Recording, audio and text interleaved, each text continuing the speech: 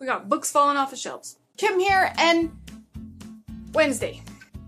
It's time for another Top 5 Wednesday, and this week's topic is one I am so incredibly excited about because it's books for kids. This Top 5 Wednesday is finally my time to shine. Children and middle grade books. What have I been reading all year? Middle grade. What am I currently obsessed with? Middle grade. What are my favorite types of books right now? Middle grade. So it's perfect. It's perfect. It's perfect. It's perfect. I'm so excited. I'm so excited. Top 5 Wednesday is a Goodreads group. I'll leave the link in the description below in case you want to, you know, check it out, join us, make videos, talk about books.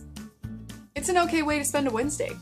Here we go, my top 5 books for kids. Number 5, Coraline by Neil Gaiman. This is a middle grade novel about a girl named Coraline who finds a doorway to another world where she meets her other mother. And I gotta say, this book is so creepy in all the right ways, which is one of the reasons it's number 5 and not higher up on the list, because it is creepy and it is dark and it is a little ominous and things like that. And so while I really love that stuff and while a lot of kids really love that stuff, it's not for every kid. And so I'm just gonna leave it at that. I really loved this book, especially because of the character slash villain, other mother. Such a cool literary character, full of uniqueness, creepy, distrustful sort of vibes. So cool. Just cool. Like, that's all I can say about her is she's awesome. She's on my list of like favorite book characters ever. She just adds so much to the book. She's just super, super cool. Number 4, Capt by J.V. Hart, illustrated by Brett Helquist. This book is like one of my top 5 favorite books of all time anyway. I just really love it. I love Captain Hook. Obviously this book was going to be mentioned,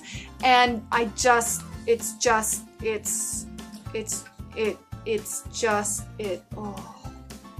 oh. I love this book so much. You've heard me talk about it a lot probably. If you've been here for any length of time, you know that I am obsessed with Captain Hook and this book. This is an origin story of Captain Hook before he really became the captain.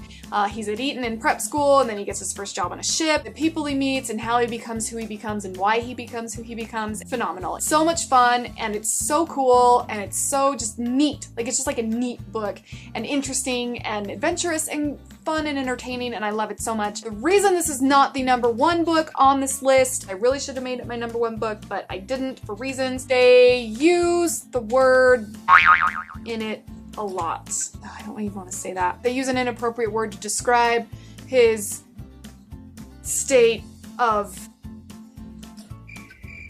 James Hook was born out of wedlock, and they often call him the inappropriate word that is used to describe a person in such a social state.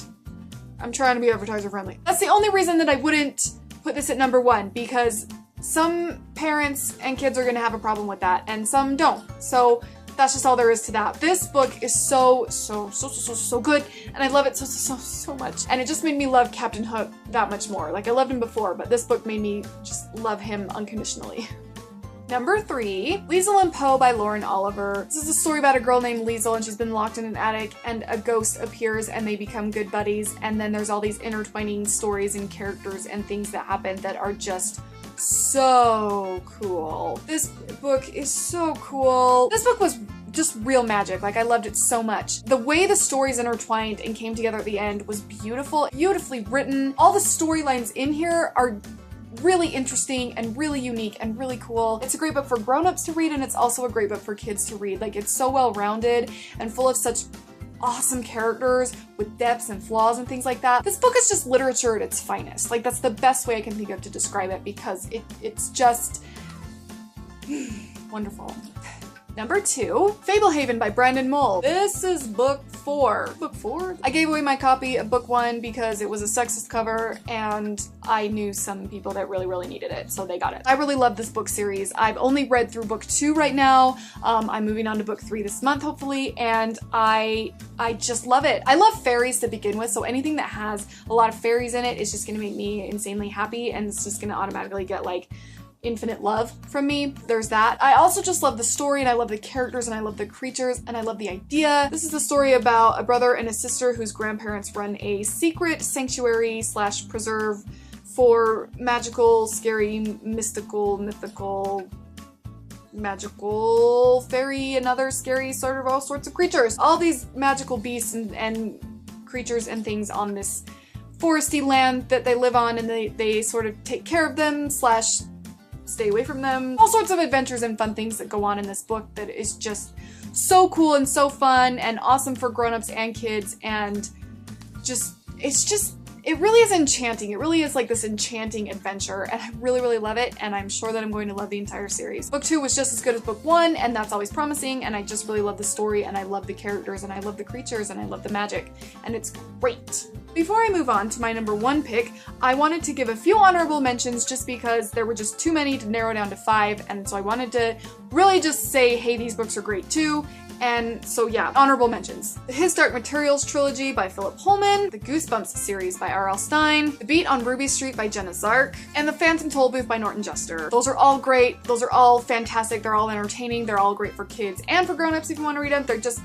And finally, my number 1 kids/middle grade book, The Spiderwick Chronicles by Tony Dieterluzzi and Holly Black. I mentioned that fairies are kind of insta-love for me, and well, this book is full of them. This book is not just like beautiful, pretty little tiny winged people that are enchanting yet mysterious. No, this is more of like the real fae, the core idea of the fae. That's what's really great about this book series, is that it's not just like beautiful and mysterious creatures, it's about the mischievousness of them, and it's about the distrustfulness of them, and it's about the danger that lies with the fae, but it also has the magic and enchantment and the amusing parts of the fae as well. It's this really cool balance of the danger of the fae and the fun of the fairies. I haven't finished the series because I don't want it to end. Like, I'm not kidding. That's the only reason I haven't read book 5.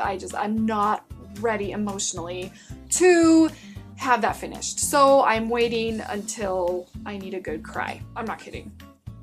That's just the way I gotta do it. A story of 3 kids who move to a new house with their mom. In this new house, they find that they are surrounded by the fae, and they end up finding the field guide, which is what the first book is about, and they're introduced to this whole other world that exists all around them and where they are. And then they get sucked into adventures and things. Of course, in true middle grade fashion, hijinks ensue, and we're left with story after story of adventure and entertainment and magic, and it's just a great series. They're all really short, they're all really easy. This is for the younger sort of range of middle grade. I just love this so much. So much. So much.